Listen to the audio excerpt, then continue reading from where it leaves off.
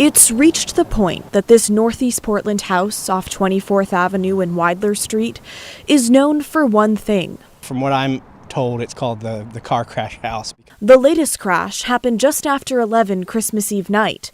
A car went off the road, into the front porch, broke the gas line, and started this massive fire. Most likely the entire house will have to be demoed to the studs. I mean, my living room is gone. My couch is melted. My chairs are melted. My cat Lucille was in the fire. She died. Luna has lived in the building for almost 2 years. This is the second time someone crashed into the apartment, the third time someone crashed onto the property since I've been there. Honestly, it's hard to keep track. Over the years, neighbors and tenants have counted some 30 times a car has crashed into the property.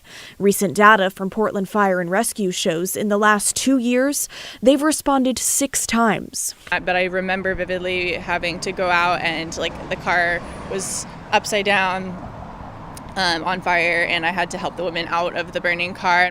These photos show previous crashes during the 6 years Ella lived there. But I think it really speaks to negligence on the part of the landlord as well as the city. Mine's the second store right there that's all boarded up right up front. Brian, another tenant, was on vacation during the Christmas Eve crash. I got off the plane to homelessness and, just dire straits. A few days later, he says, people broke into his home. That's why he didn't want to show his face for fear of retaliation. And they managed to steal all of my guitars, my gun, my camera equipment and things like that. Because all of this could have been avoided if the city had taken action sooner. It is a really tricky location for people driving. On Monday, we met with Hannah Schaefer, a spokesperson for the Portland Bureau of Transportation, and she knows the street well.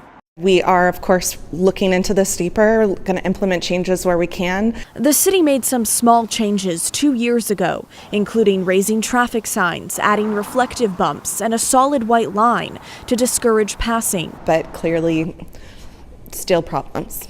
Turns out, PBOT is limited on what it can do to this section of Northeast Weidler.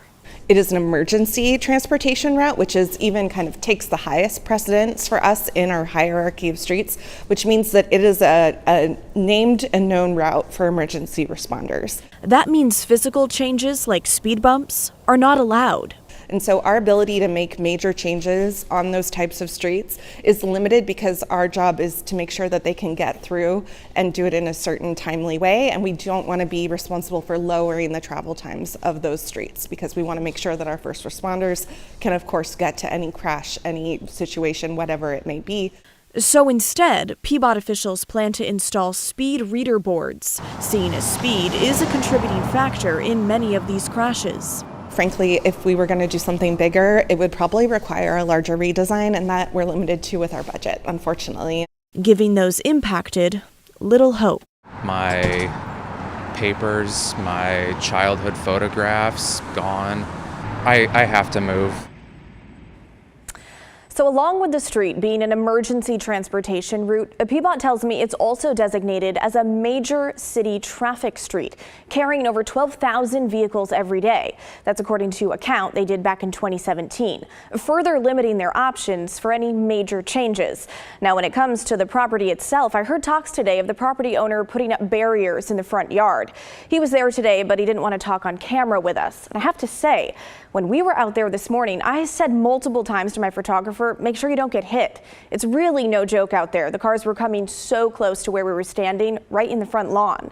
So PBOT says they'll be doing all they realistically can to try and avoid another crash there. But obviously, that's not too comforting for the tenants I spoke with. All right, so what is going through your mind right now? Maybe you know of another trouble spot like this in the city. Let us know. Email the story at kgw.com or call and leave a voicemail, 503-226-5090.